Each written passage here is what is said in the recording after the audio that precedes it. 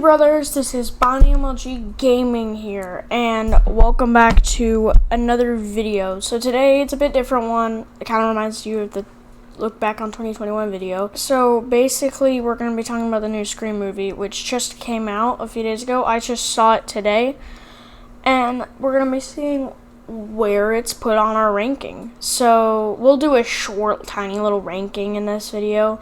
It'll be like very short, like number 5, 4, 3, 2, 1, like exactly like that. Okay, so Scream 5. For this video there will be spoilers. So please, there'll be some parts with no spoilers when we're talking about like the cinematography and stuff. And I will tell you when there is no spoilers for those parts. Anyways, so first off, we're going to have like a few sections. We're gonna first start off the plot. We have spoilers here.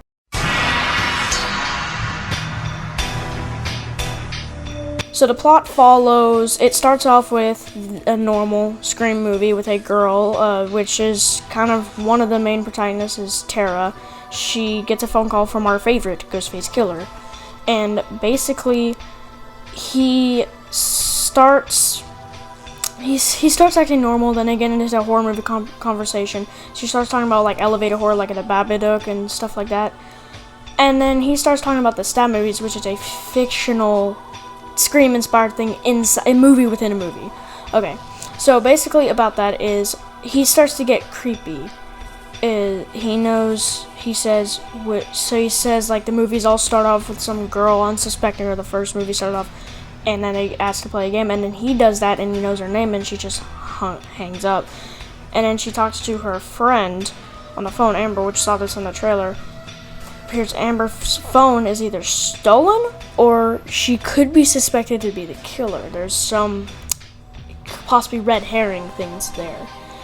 Now, I'm not going to tell if she's the killer or not. We're going to find that out. We're not going to say if Tara is the killer or not, which that's stupid. Basically, Tara gets attacked in her own home, and then somehow Ghostface has access to the security system, and he gets inside the house, attacks her, but she survives. Surprisingly, for the first time ever, the first victim survives the attack. And then her sister, Samantha, or Sam, for short, and her boyfriend Richie find out about it, and they go back to Woodsboro to the hospital to see how she's doing.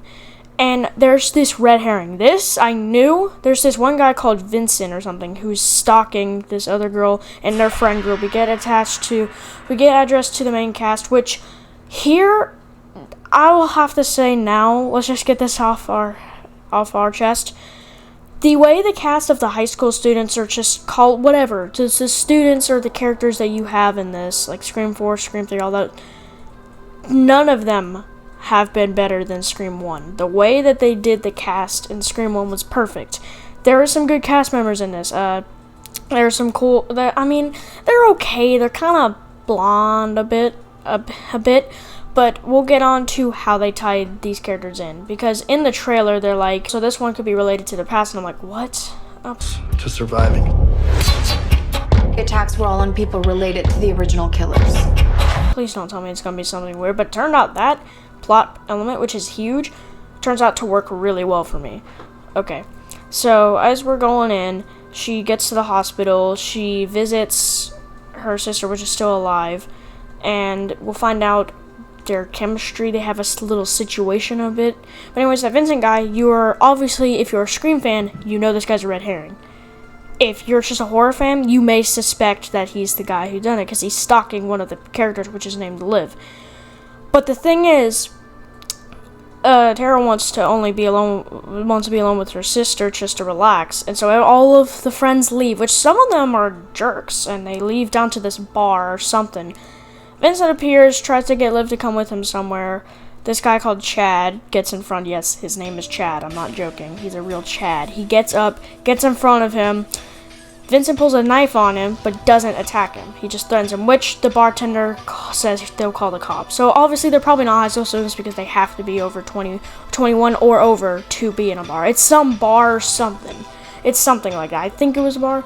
Vincent leaves, and this is when you know, if you guessed red herring, you are correct, because this guy gets his throat gushed out. Something about this one just feels different.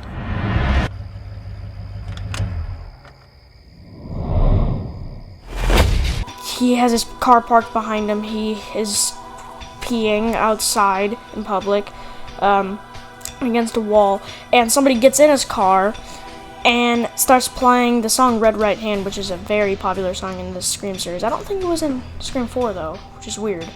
And he goes up, and Ghostface, no surprise, it's Ghostface, and he's outside of the car now.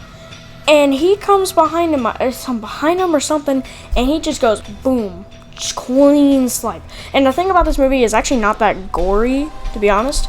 And he just falls on the ground, and then the part where you see the blood is it gets on his face. It's on the road, and then just Ghostface just standing over him. And I think he does the signature knife wipe thing, and he goes away, and that's his first kill, not his first victim. And this movie, I noticed, is a bit shorter. I noticed that there's not a lot of time between kills, because right after this, Samantha, for some reason, now I didn't know what was going on here, she has a nightmare, which I thought that the Vincent thing was a nightmare, but no, that guy actually got brutalized. So basically, she leaves the hospital room, and her boyfriend's just chilling, watching things on Netflix while Tara's sleeping. She leaves the room, has to take these medication or something, and she's looking in the mirror, and out of nowhere, Billy flippin' Loomis appears in the mirror with his white t-shirt and his blood wounds, and he's telling her, you gotta tell Tara the truth. And I'm like, what is going on? And I'll start to inspect, is Samantha the killer? But there's no way she would do that to her own sister. Eventually, we find out, she gets attacked right after this, okay? Ghostface is now inside the building. Now, here's the thing. At first, I thought they were teleporting, but then I forgot there's usually 2 killers. And this was probably the second killer, I think. Possibly. Actually, I don't know. It could have been. I mean, I really don't know, because the second killer, we'll find out soon, had a rock-hard, solid alibi for when this was happening. And I mean, we don't know how much time passed when Vincent was killed. Obviously, it was probably very short. And basically, Ghostface attacks, fails to kill Samantha, and runs away. And the police search the whole area, and they can't find anything. So she goes, and because of that vision, she finally goes to tell Tara the truth. And we find out that Samantha is Billy Loomis's daughter. Okay, so you may be like, hold the phone. Hold the phone. But Sid never... But it's not Sydney's child. It's some other person that probably Billy was with before that. And it was in high school. And that's how Samantha was born. Okay? And her father didn't know about it, and the way she found out is all those years ago she went in the attic looking for Christmas presents. Never do that. And she finds diaries, and she finds out about that, and then she goes into her mom's room, starts blurring out everything that was in it just to her face. Her custody dad, her what she thought was her real dad, was right behind her. And he finds out, and they have a problem, and she is presumably the reason why. Now, her mom told her to never tell Tara because that would ruin everything. And Tara is upset because she never found out, and she's obviously mad at Sam and shuts her out for a little while. And then we get to the big stuff. Sam goes to get help. Like, she needs help. Okay. So what she's doing is she goes to our man, the former Sheriff Dewey. And oh boy, this is an emotional ride. So Dewey is in this trailer park, and he's he's retired right now, and he's chilling, and he gets a knock on the door, and he gets told about, he's not in Woodsboro, I don't think, because they all 3 of the main characters moved out after what happened. They've been moved out ever since 3, I think, besides Gail and Dewey, but then they all moved out in 5. Alright, anyways, so Samantha and Richie go to talk to him about it, and there's some new rules for a stab movie. So basically a Scream movie, since it's basically a whole self-aware thing. So good thing the self-aware stuff is still here, despite Wes Craven being gone. Maybe that's why it felt kind of different. But I'll give my thoughts on it at the end. Okay, so basically, Dewey tells there's new rules. The first rule is never trust the love interest. And that is very, very, very true. Kinda. For the first one, Billy was obviously the killer. For the second one, it wasn't really... I mean, Mickey kind of tricked Sid into believing that Derek was the killer, or the partner, when really it was somebody else. Roman, that nothing goes on there. Scream 4, it was more of the killer's love interest, because there's two killers, but one of the killers betrayed Charlie, which Charlie had a love interest out for Jill, and Jill just betrayed him. 5, that gets taken to the literal extreme in this. So, the second rule, I forgot what was the second rule. I think it was like, if you have a friend group, which Tara does, then one of them is the killer. It's always been like that, and that's true. It's always been like that. So, in this movie, we start to see the aspects, because this is like modern, okay? This is officially modern. They talk about Reddit. They talk about... there's a fandom, apparently, of the stab movies that they're talking about. And basically, there's a lot of ties in. When they meant by past, there's a lot of ties into the original characters. Because even Randy, apparently, I think it was... I forgot her name. She apparently was Randy's niece, I think. Because Randy was their uncle, or some of their friends' uncle, which was insane. I do not remember that. But, like, okay then. And basically, back to Dewey. After finding out about all that, he calls Sydney. And Sydney does not return, but she does talk about saying that maybe Dewey should leave. And then they're done. And this is the point, because Gail and Dewey were together, but they split up. In real life, David Arquette and Courtney also did, but they split up in the movie 2 as well. So basically, he texts her instead. Now, the police officer from last time, Judy Hicks, probably don't remember her. Yeah, barely me neither. I'm just kidding. I watched Scream 4 so much that I can literally describe her character perfectly. She's still like that, but she has a child now, which is part of the main cast. His name is Wes, a reference to Wes Craven.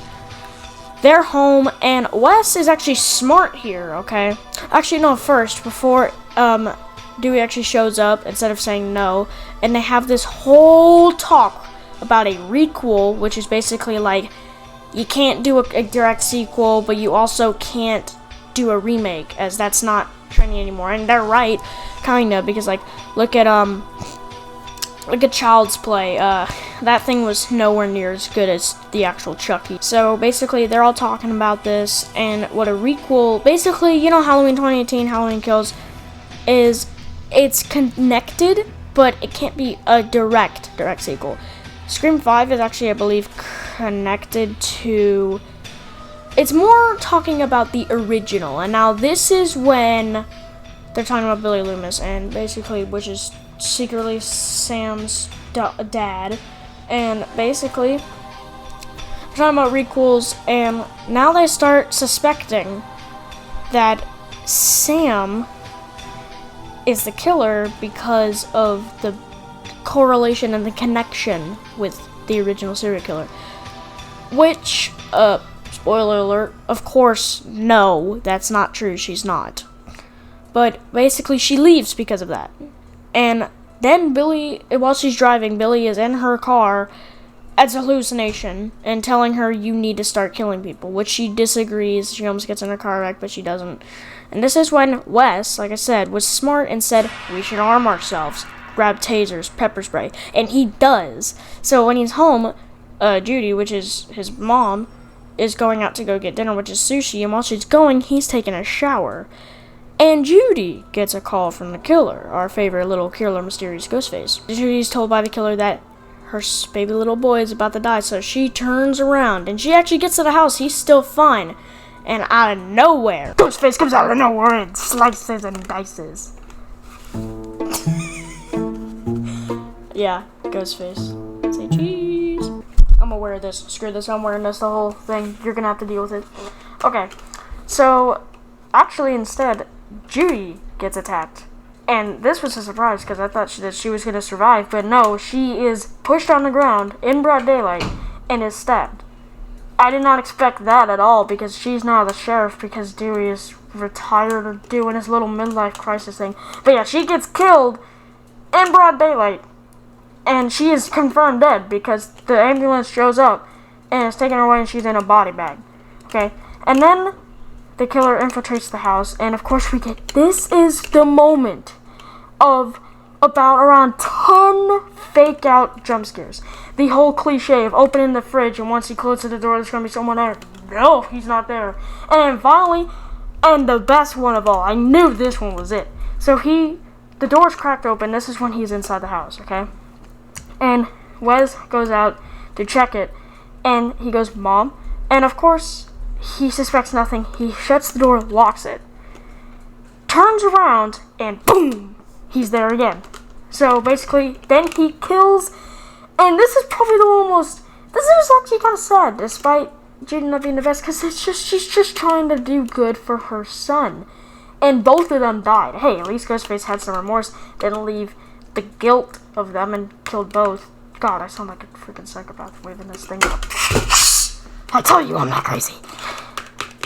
After this, and basically, the police show up, and this is when Gail finally makes her debut. Besides on being TV, and this is Dewey shows up and discovers Judy being dead, and this is when they have a fight. Now, obviously, they definitely miss each other, but they're definitely not in any way going to get back together. Now, here's the thing.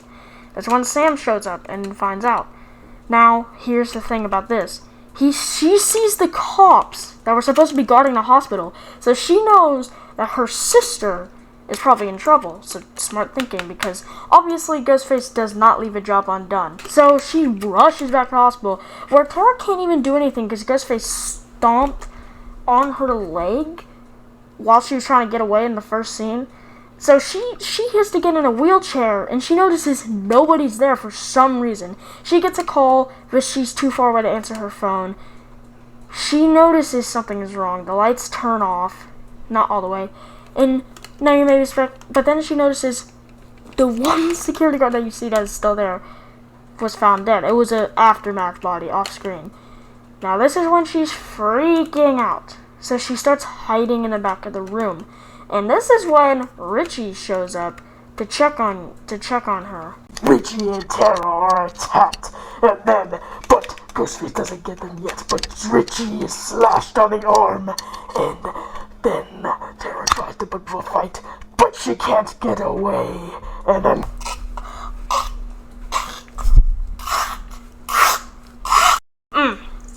This thing is not nice. So basically she tries to get away in a wheelchair, and Ghostface starts walking up behind her and pushes her out. Man, I'm a real piece of shit. Luckily, she is not killed. And just in time, Sam, Dewey, and Gail, I think, all appear, and he runs away after Dewey misses the easiest shot in the world, and they help Tara up, and then he appears again, and Dewey's about to get stabbed here, okay? He's about to get stabbed. I mean, that's new.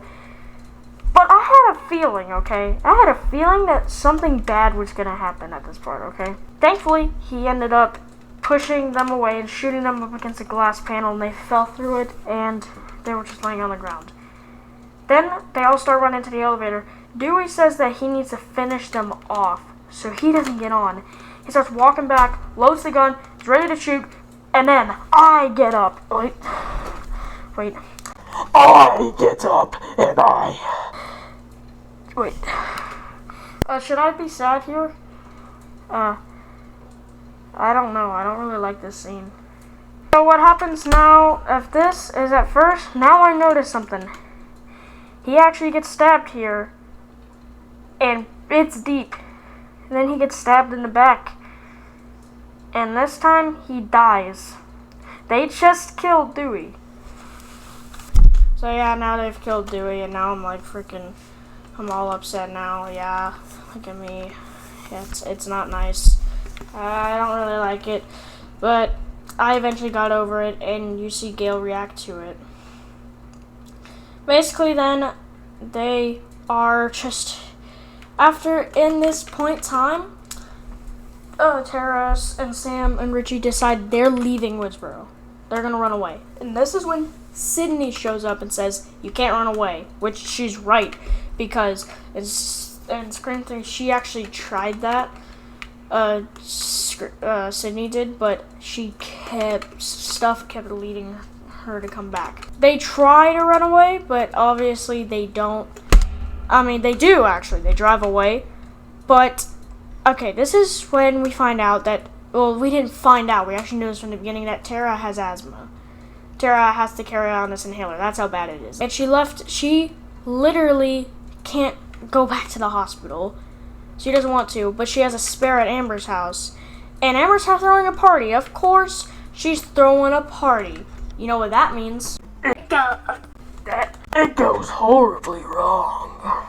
So basically, yeah, Ghostface is back to business, and they go there to get the spare, and it takes forever for them to find it, because, for some reason.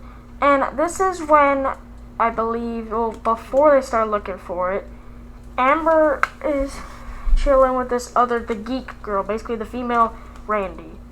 Don't think that in the fan fiction. That girl asks Amber to go downstairs to get more beer. And you know, in a horror movie, never go down in the basement for whatever. Don't get beer, don't drink, or anything like that in a horror movie. You can't. That is against the rules. We know that is against the rules, and I'm a kid and I know this. I'm a horror geek, so yeah, I'm totally not crazy. And this is when stuff goes down. So basically, Chad has actually been dating the girl called Liv.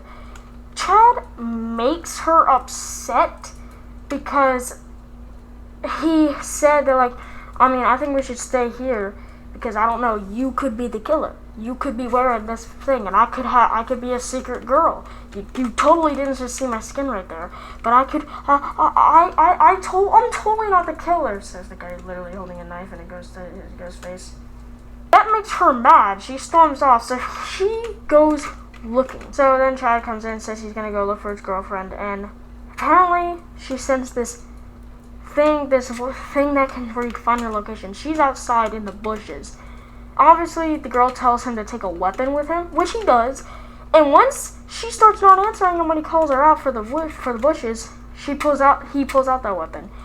And surprise, surprise, I come in and I stab.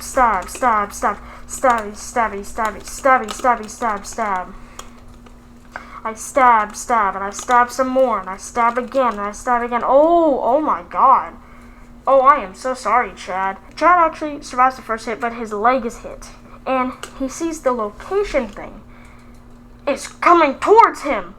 Okay? Because Ghostface now knows where he is at all times. So he throws his phone, and then at this point I realize, wait, he can't run. So at this point he's kind of screwed.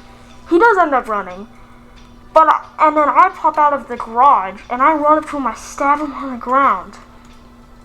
And I think Chad actually survived because I think he was shown in an ambulance at the end, because he never was shown on screen to die because he was saved by the lights of Samantha's car, which is when they showed up. They started searching. I'm crazy on the inside.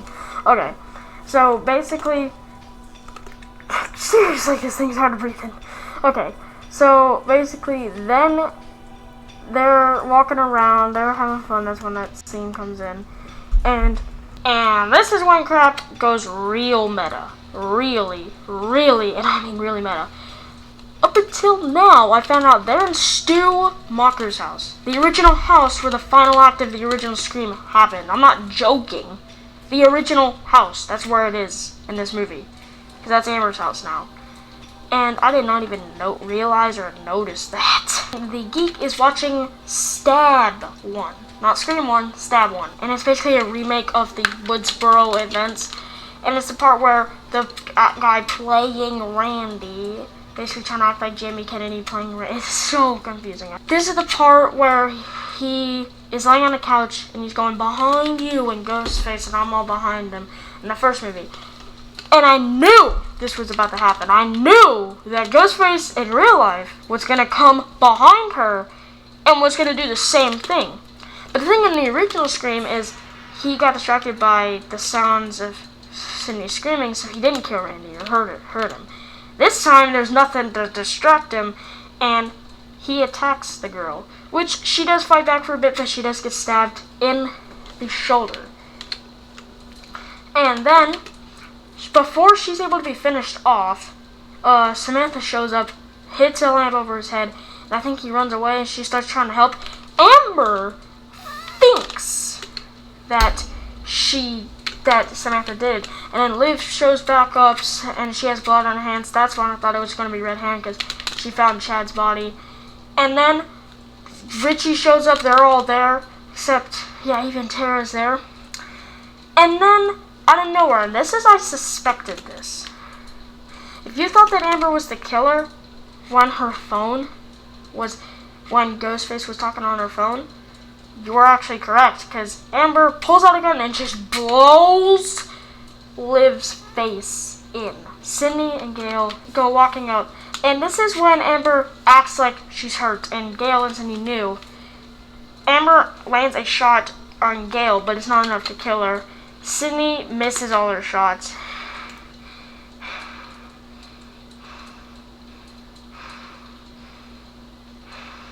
They run in, and they're trying to find everybody, and this is basically the final act. That's just the plot. Why did I go through the plot? I went through the whole plot. Anyways, so basically, this is when there's two killers. And this is when it seems like that Samantha gave in to what her boyfriend said and looks like she doesn't untie Tara.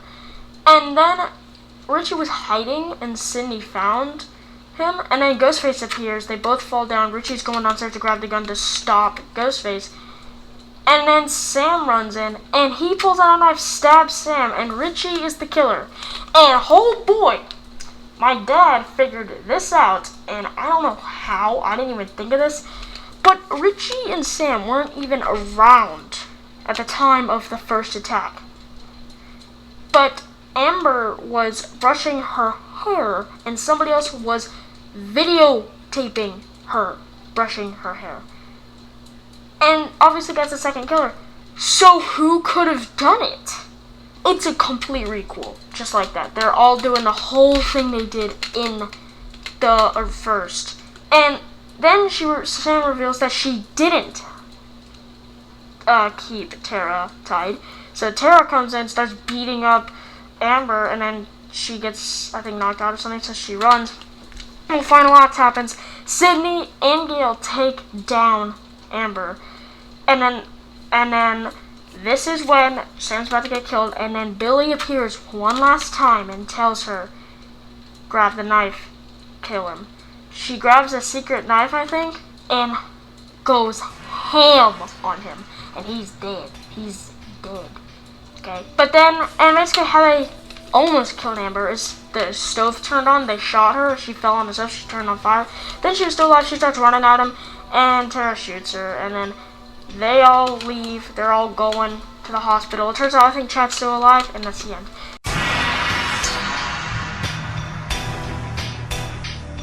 Characters were, to be honest, I can't even remember most of their names. I remembered Amber only because of the final act. Chad, because he's Chad. But Sam and Tara were very nice, and I like their sibling relationship. And I hate how they killed off Dewey, okay? You see? You're my next victim. The characters, besides the main, were a bit less fleshed out. They didn't get much screen time, and that's why I kind of didn't like them a lot.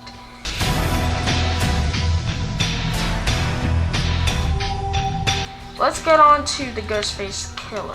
The Ghostface Killer and reveal. The Ghostface Killer is almost always the same.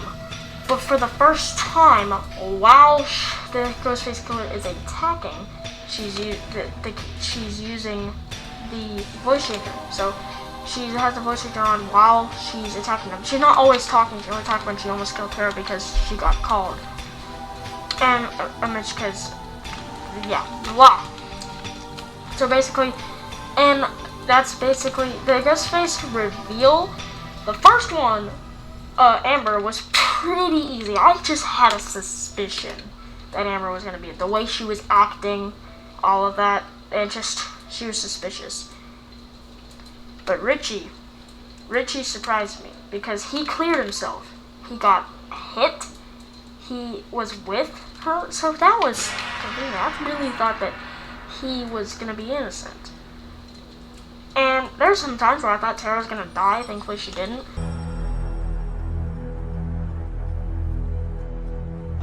Gale, Cindy, and Dewey are all pretty cool, but most of the time, Dewey has been my favorite. But this time, it's Gale.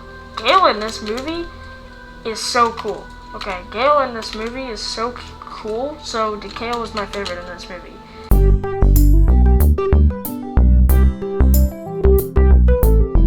Okay, I know those two sections were very short, but let's get on to my thoughts on it. I think it's a good movie. It's, what I would say about it is I would give it, the rating would be like, I don't know, 80%. I don't know, 70, 80 to 75, 70 to 75, 80, 70 to 80%, something around there, because it's not the best. There's some flaws.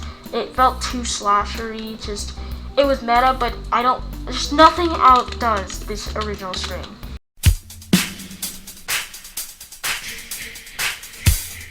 Now, the ranking. Where does it go?